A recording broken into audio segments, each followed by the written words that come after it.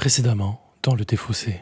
Alex, là, l'été arrive, il fait chaud. Il faut trouver une idée pour passer l'été avec des jeux cool, quoi. Je veux dire aller à la plage avec des jeux. Oh, putain, c'est une pure idée. Ah non, c'est pas ça. Elle se place dans le top 3 des bonnes idées. T'as dit top là ? Top 3. Top 3. Ah putain, on pourrait faire un top. T'as déjà vu qu'il y avait des tops sur MyLudo ? Ça te dirait pas ?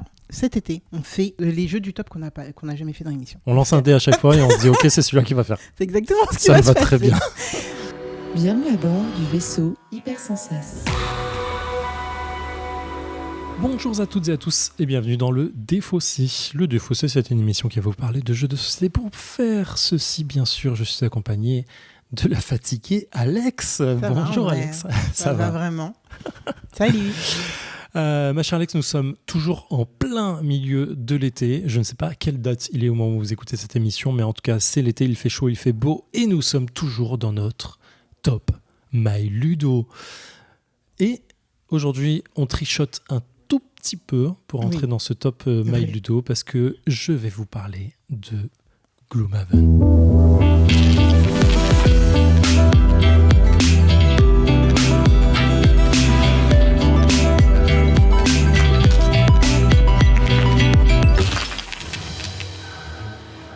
Alors le défaussé, ça va se passer en 3 parties pour cette émission. Je vais présenter à Alex qui connaît déjà, bien sûr, Gloomhaven. Dans une seconde partie, nous jouerons le scénario numéro 6, si j'ai bonne mémoire. Et dans une troisième partie, nous reviendrons débriefer ensemble de ce que nous avons passé du bon temps ou pas sur le jeu. Et si on a gagné et ce qu'on en pense globalement. Vous avez l'habitude, si vous nous suivez depuis un petit moment. J'ai dit en première partie qu'on trichotait un peu sur notre top MyLudo parce que sur le top MyLudo, effectivement, c'est Gloomhaven, premier du nom, qui était sorti il y a un bon moment déjà. Grosse boîte d'environ 10 kilos qui est toujours dans ma calax mais qui ne bouge pas. Cependant, la personne qui a créé Gloomhaven, donc Isaac Childress, je sais pas comment on dit, qui est donc l'auteur de ce jeu, qui est multi-illustré, hein, Josh Togmawell, David Bock, Jason D. Kingsley, il y en a plein, Francesca Berald, pour essayer de se nommer un peu des illustratrices aussi, et édité chez Cephalofair Games. C'est un jeu qui dure pour des parties de 1 à 2 heures, pour 1 à 4 joueurs. Alors le 1, je ne suis pas d'accord avec ça, c'est plutôt 2 joueurs minimum, à partir de 12 ans et plus. Et ce n'est pas donc le jeu d'origine dont on va parler, c'est un peu l'intro, le truc qui était sorti en petite boîte, les mâchoires du lion. Sachant qu'aujourd'hui, Frosthaven est sorti, en tout cas est disponible après le KS qui a été fait il y a 2 ou 3 ans. Donc Gloomhaven, pour ceux qui ne connaissent pas du tout ce jeu et cette campagne d'aventure fantastique entièrement collaborative, c'est ce qui est noté sur la boîte. Gloomhaven, c'est un jeu c'est un dungeon crawler qui va se dérouler dans un univers médiéval fantastique, bien évidemment. C'est coopératif pur et dur. Les joueurs autour de la table vont incarner des héros avec leurs figurines, leurs personnages, leurs points de vie, leurs cartes en main, parce qu'il s'agit d'une forme de deck building. Attention, gros guillemets quand je mets ça. Chaque joueur a son héros, chaque héros a un deck de cartes prédéfini qu'il va faire évoluer au fur et à mesure des expériences qu'il va gagner et dépenser pour trouver de nouvelles cartes, et ainsi de suite. J'ai dit, mais si je te vois sourire. Je me rappelle absolument pas du jeu. Trop bien, je me rends compte que ça fait 6 à 7 mois qu'on y a joué. 6 mois, un peu plus de 6 mois, ouais, effectivement. Je me rappelais pas que ça jouait avec des cartes. Genre vraiment, trop bien. Je me rappelle de certaines situations, mais absolument pas qu'il y a un deck de... Aucun jet de dés, que des cartes. Ok. Pour l'anecdote, Zéphiriel, qu'est-ce que ce jeu du coup Donc dans Gloomhaven, on va sur des scénarios qui sont dans le jeu.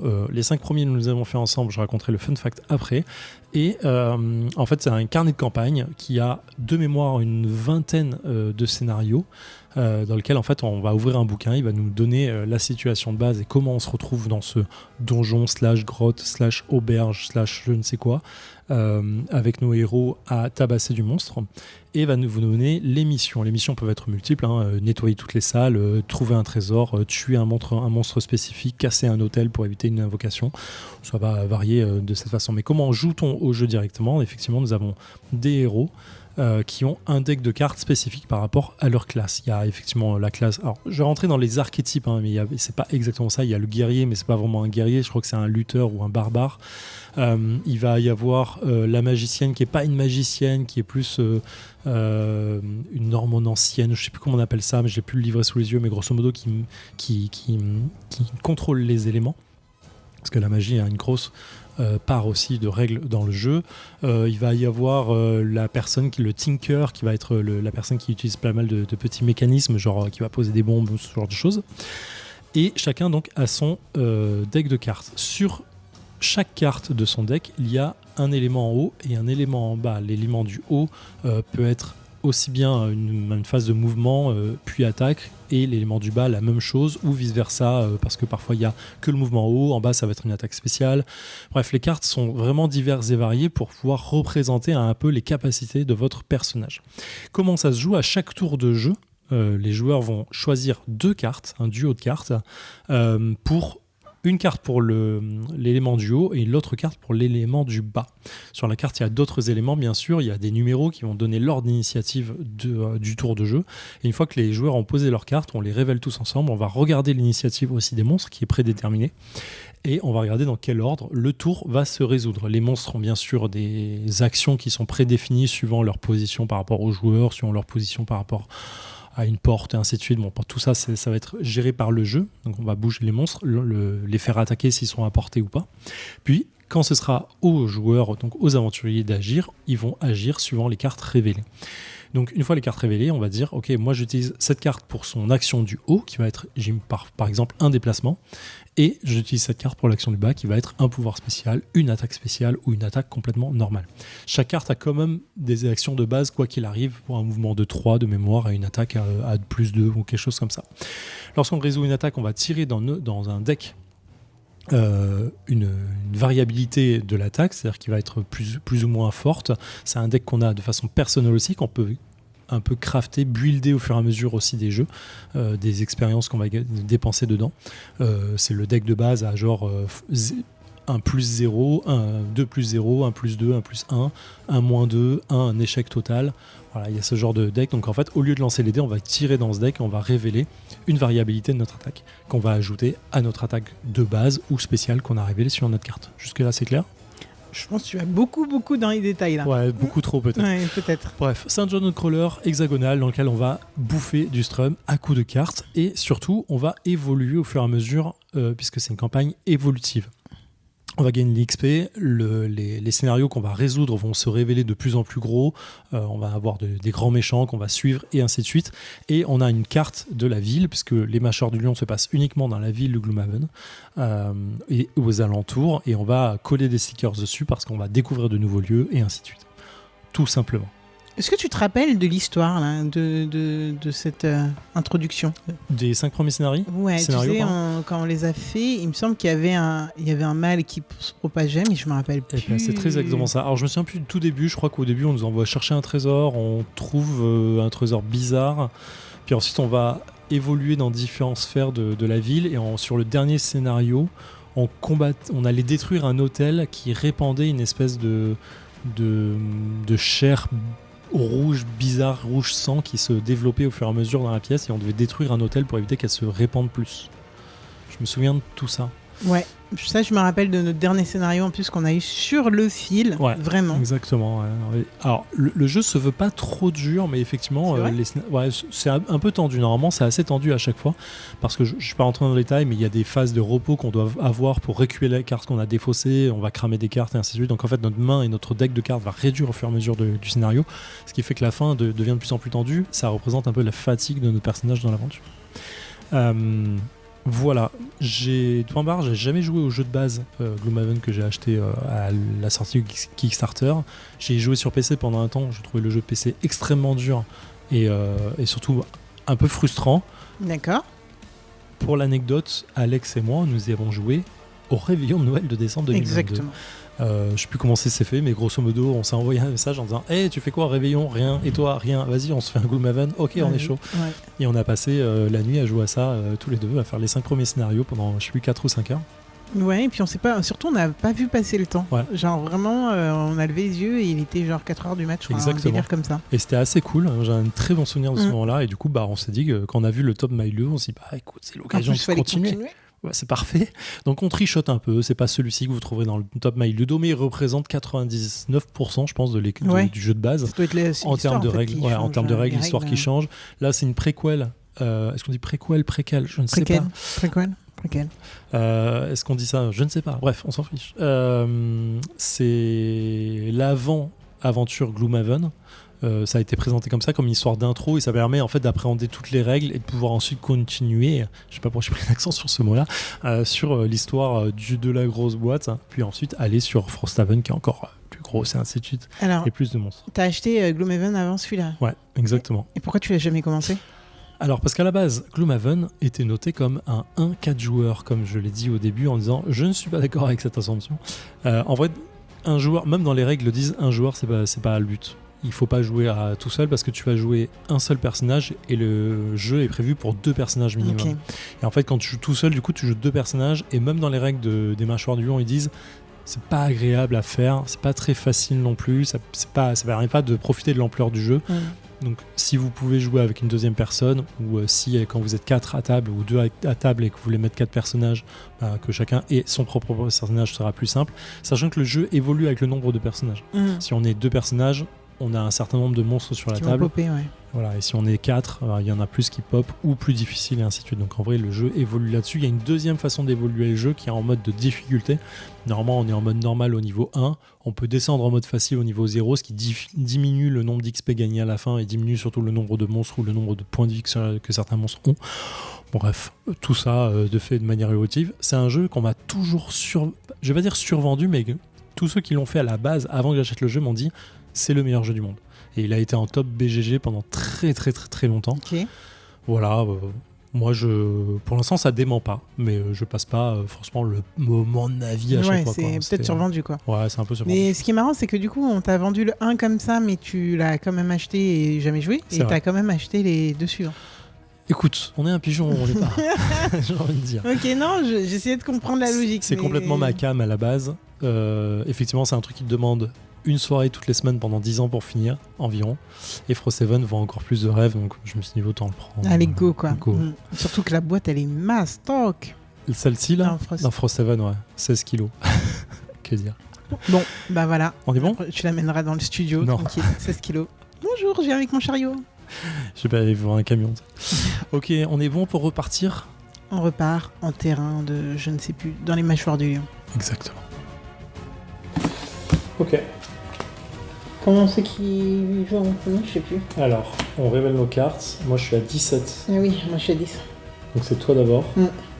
Ensuite, on révèle pour le vase noir, il est à 57. Puis, la monstruosité est à 34. Donc, ça va jouer dans ce sens-là.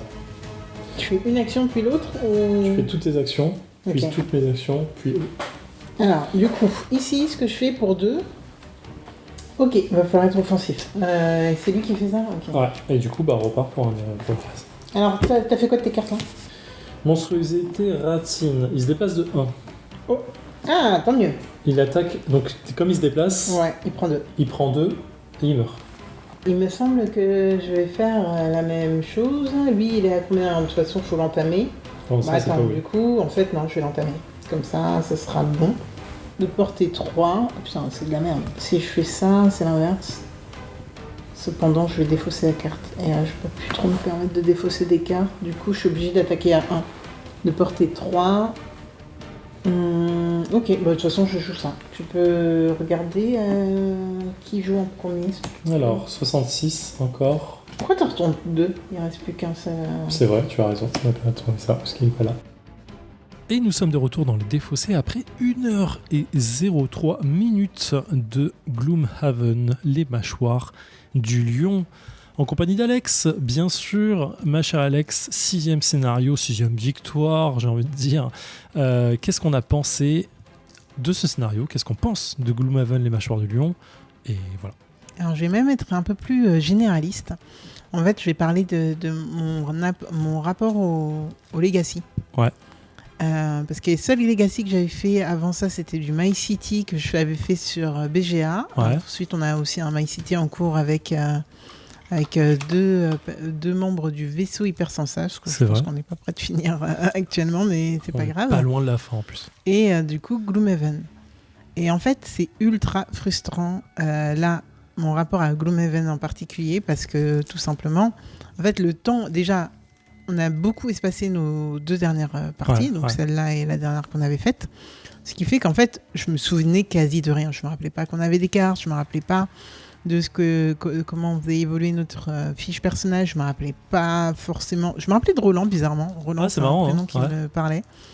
Mais voilà, même le système de jeu, il a fallu me réexpliquer tout ça. Ça t'est vite revenu. En fait, non, t'as quand même passé au début de la partie, au moins, je sais pas, 10-15 minutes à re-regarder les choses du c'est genre. Vrai, même moi. Voilà, enfin tu vois, c'était pas 10-15 minutes d'affilée, mais c'est vrai qu'il fallait aller regarder. C'était par petits morceaux. Qu'est-ce qu'un repos long, qu'est-ce qu'un repos court, etc.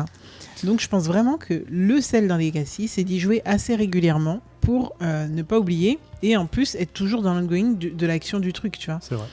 Là, je suis en train de comparer avec My City, ce qui n'est pas du tout la bonne approche, puisque My City, c'est quand même quelque chose qui se lit. Enfin, je veux dire, les mécaniques de jeu, elles se lisent en 3 phrases avant de commencer un scénar. Donc, c'est vrai. On n'est pas trop sur le même type de Legacy. Cependant, là, sur Gloomhaven, quand on a, je pense, un scénario comme ça, des scénarios, l'idée, ça va être de les enchaîner et de les répartir en un temps pas trop long. Voilà, et donc là je suis en grosse frustration on a fini notre scénar, on a fait 1 heure de scénar et on range et on sait pas quand est-ce qu'on va finir cette campagne. Et du coup en fait c'est maintenant qu'on était bien rodé, c'est maintenant qu'on était bien dans l'action, c'est maintenant qu'on voit peut-être les failles de nos decks. Moi j'ai vu des choses à améliorer dans mon deck, je m'en souviendrai absolument pas la prochaine fois qu'on y jouera. Et donc, je pense que je suis très cliente de Legacy, mais je pense aussi qu'il faut y jouer de manière beaucoup plus rapprochée que ce qu'on est en train de faire actuellement. Ne serait-ce que pour kiffer beaucoup plus la partie, tu vois.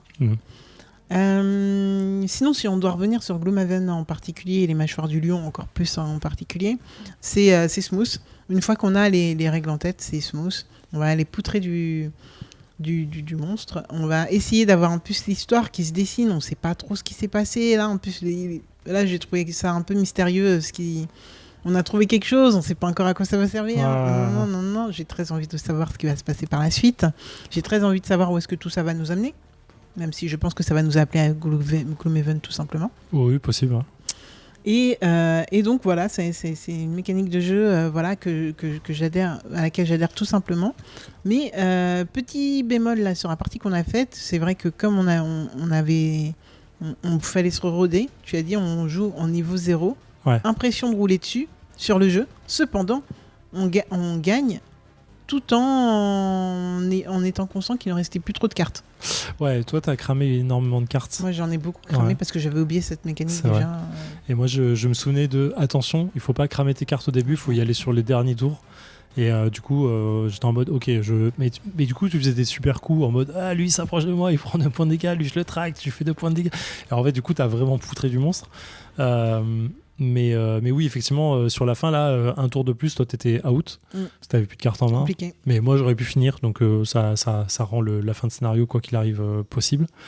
Mais effectivement, pour revenir sur normalement, on doit jouer niveau 1, qui est le niveau normal. Là, on a joué en niveau 0 parce que je me suis dit, j'ai peur que le scénario soit un peu frustrant de se dire oh là, on n'arrive pas à les tuer, comment on fait déjà, on galère un peu trop, donc je voulais pas qu'on ait cette frustration de on a déjà joué, on sait à peu près à quoi s'attend le jeu entre guillemets, et je voulais pas avoir cette mauvaise frustration de rater un scénario parce que tu te souviens plus exactement comment jouer les cartes, donc c'est pour ça mais effectivement sur la fin je me suis dit putain, à chaque coup on tue quoi. C'est vrai. On n'a pas été mis en difficulté par ces monstres. Non, parce qu'ils avaient que 4 points de vie. Chaque attaque faisait au moins 3. On a pioché du +1 assez bien. Donc on était plutôt pas mal en vrai. On avait des bons passifs. Toi, tu avais des bons passifs. J'avais des ultra bons passifs. Ouais. C'est-à-dire passif, c'est-à-dire que c'est pas une carte qui est jouée activement, mais quand le monstre fait quelque chose autour de toi, ça se déclenche. Et c'était à leur dépens. Ouais, clairement. Mon autre bémol sur ce jeu, ça va être les sortes de pouvoirs qui sont mis en place. Ouais. Les éléments qui sont censés avoir des effets. En fait, on est censé... Alors, il y a des éléments qu'on peut monter ou descendre selon les cartes qu'on déclenche. Et en fait, on va pouvoir les dépenser pour activer des effets en cascade ou justement, il y a des effets qui vont pouvoir s'activer si ces éléments ne sont pas montés. Ouais.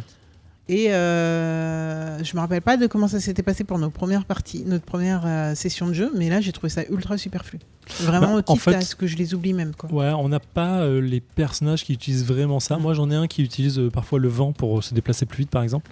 Toi t'avais un truc sur le feu, Moi, je crois. Pas mal le feu, la glace et le soleil. Mais tu les actives, mais tu peux t'as pas forcément de quoi les dépenser parce qu'il faut le symbole avec une croix. Je pourrais, mais c'était des trucs qui me faisaient cramer des cartes. On s'est calmé sur ça. On s'est très vite calmé sur cette histoire. Mais effectivement, ça sert surtout à l'élémentaliste, à la sorcière, qui va énormément jouer avec ces éléments-là. D'accord. Du coup, c'est pas un personnage qu'on a. Toi, t'as le garde rouge qui a ses chaînes, effectivement, c'est l'âme et ses chaînes qui vont tracter les gens à toi. Moi, j'ai un lanceur de hache, donc en vrai, pas besoin vraiment beaucoup de trucs. Mais sur d'autres éléments, mais sur les monstres, ça peut avoir un effet. Là, on n'avait pas des gros monstres, mais je me souviens que sur le boss, qu'on avait le fin de niveau 5, il utilisait certains trucs d'éléments.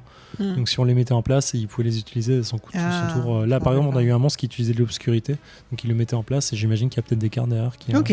Donc voilà. Donc c'est un peu... En vrai, c'est un peu... Je te rejoins sur le côté... pas bémol, sur le côté un peu fastidieux de ce genre de choses, où il faut se rappeler à chaque tour qu'il faut le bouger, il faut le descendre, il faut le monter, et ainsi de suite. Je pense que c'est une habitude à prendre, mais c'est tout ce qui est dans les un peu Ameritrash là-dessus, comme ça, il y a plein de petits détails mécaniques qui sont obligatoires malheureusement pour pouvoir faire le jeu un peu cohérent, quoi. Et sinon, je suis assez fan. Je me rappelle plus des autres persos qu'on avait dans le pool, mais je suis assez fan de mon garde rouge qui est une sorte de Yop pour ceux qui ont joué à Dofus dans leur enfance. Qui va traquer. En fait, c'est un tank. Le gars, il va attirer à lui pour prendre des dégâts et en même temps les défoncer. C'est trop bien. J'adore. Ouais, en fait, ce que j'aime beaucoup sur l'univers que Isaac Childress a créé là-dessus, c'est qu'il a essayé de sortir de tous les classiques heroic fantasy. Donc là, on n'a pas d'elfes, on n'a pas de trolls, on n'a pas d'orques, on n'a pas de trucs comme ça. On a vraiment des races qu'il a essayé de créer lui-même. Sur des tropes qui sont déjà connus, mais voilà, qu'il a essayé de sortir. Et du coup, je trouve ça assez agréable. Moi, c'est un des points à la fois positif et négatif. Positif parce que ça change un peu. Négatif parce que comme tu les connais pas trop, t'as pas moins d'affect peut-être avec ce genre d'univers. Moi, si j'ai pas d'elfes et de trolls, j'ai moins d'affect avec. Du coup, je me dis je peux pas. Mentalement, j'ai du mal à me représenter le truc, mais en vrai, ça vient vite. Mais du coup, effectivement, c'est un bonus là-dessus. Après, il y a toujours des dragons, des trucs comme ça. Et puis les bestioles. On se retrouve toujours avec des choses comme ça. Mais alors, Zéphiriel, qu'est-ce que tu penses de ce Gloomhaven, les mâchoires du lion ? Alors, c'est intéressant. Parce que moi, si vous nous suivez depuis un moment, vous savez que j'ai un problème avec les jeux qui sont trop mécaniques. C'est-à-dire, dès qu'il y a 2 points d'action pour faire ça, 1 point d'action pour faire... Et en fait, j'ai un problème là-dessus parce que normalement, tu ne vois plus que ça. Tu ne vois plus que les actions que tu fais en termes de points et les mécaniques de déplacement et faut que je me déplace de 2 pour faire ça et tout machin. Du coup, ça casse un peu l'immersion et le fait de te dire je vais poutrer du monstre ou je vais truc. Voilà, c'est pas trop mon truc à la base. Je sors un peu plus de ça. Avant, j'y joue beaucoup. Oui. Ce qui est marrant parce que il y a que toi qui fais tout l'aspect mécanique du jeu. Moi, je suis là pour poutrer et toi, tu fais vraiment tout ce qui est manipulation, c'est toi. C'est vrai. Et c'est intéressant sur Gloomhaven, j'ai pas cet effet-là. Ah, c'est pour ça. J'aime vraiment tout cet... Alors, je pense que l'aspect carte casse beaucoup ce côté mécanique. Parce qu'en vrai, tu joues des cartes avant de faire une mécanique de jeu et tu fais les actions des cartes, pas des trucs actions classiques que tu aurais sur une fiche en disant voilà, vous avez 3 points d'action par tour, comment vous les dépensez. Là, t'as vraiment, à chaque tour, tu es en train de penser en disant ok, est-ce que je vais jouer ça, mais putain, ça me fait perdre cette action à côté, attends, je vais cramer cette carte. Ce qui est marrant parce qu'en fait ça rend le truc encore plus mécanique, mais c'est ça qui te... Mais ça intellectualise différemment, je trouve, la mécanique. Après, j'ai un gros affect positif sur Gloomhaven de base, c'est un truc qui me vend du rêve depuis très longtemps.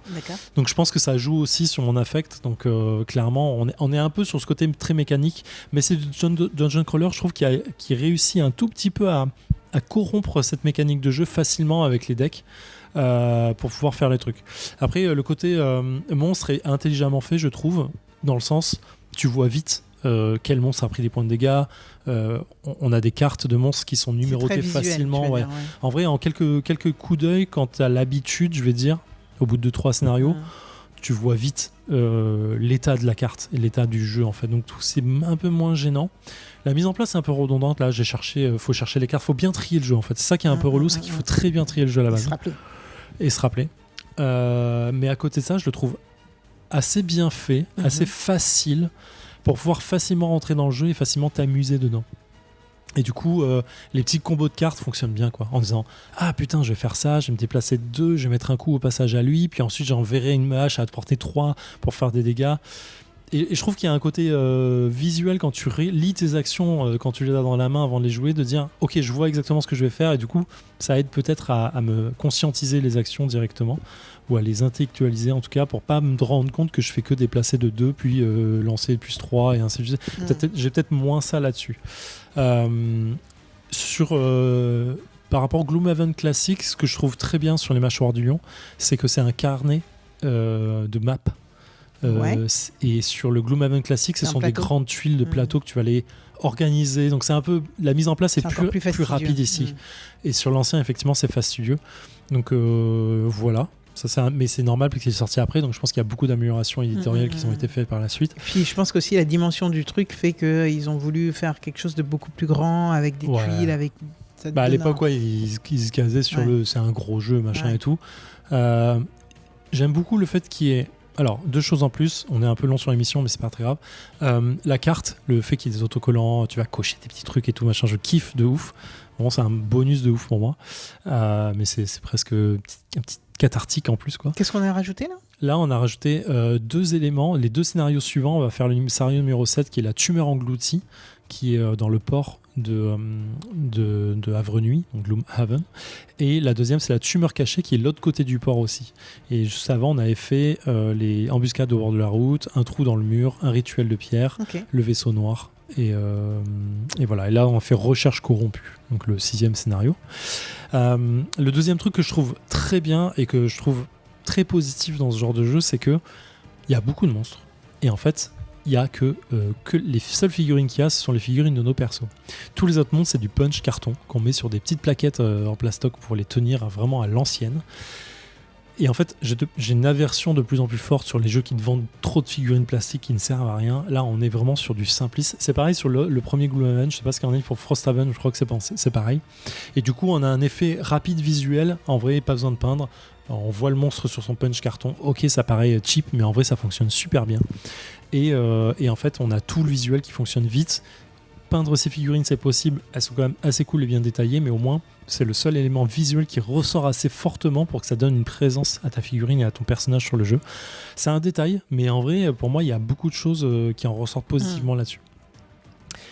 Voilà, c'est tout pour mon avis sur Gloomhaven. Alex, est-ce que tu as un truc à rajouter ? Non, là on a été exhaustif. Je pense que tu as insisté sur des trucs qui te tenaient à cœur et j'ai insisté sur des trucs qui me tenaient à cœur et c'était pas du tout les mêmes choses, donc c'est parfait. C'est parfait.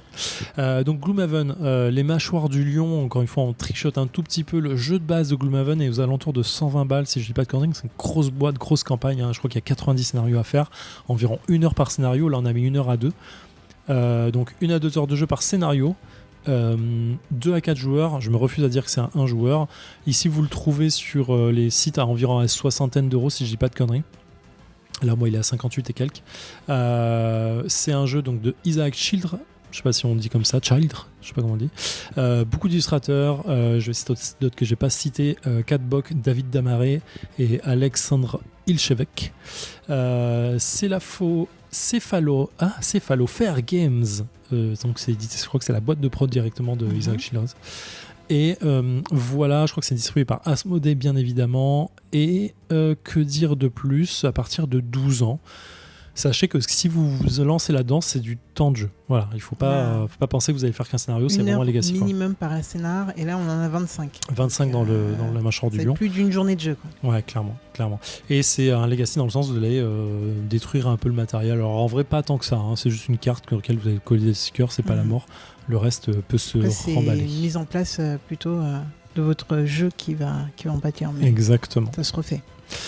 Voilà, c'est tout pour cette semaine. Exactement. Et on continue la semaine prochaine avec notre top, la My Ludo. Bah ouais, mais assez contente en fait. Même les variations qu'on fait, en vrai, vous pouvez nous donner vos avis sur les réseaux ou sur le Discord. En soi, ça changera pas grand-chose. Mais je suis assez contente des variations qu'on en fait. Ouais, moi aussi. Parce que ça nous permet et de parler de trucs qu'on aurait voulu mettre en place et qu'on n'aurait pas forcément pas fait.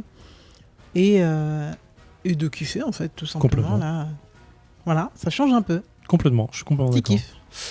Voilà, la semaine prochaine sera toi qui sera aux commandes. On essaye. Et peut-être avec un ou une invitée, on ne sait pas. Très certainement. Très certainement, parce qu'il y en a plein qui ont répondu. Prenez soin de vous, à la semaine prochaine. Bye. Ciao.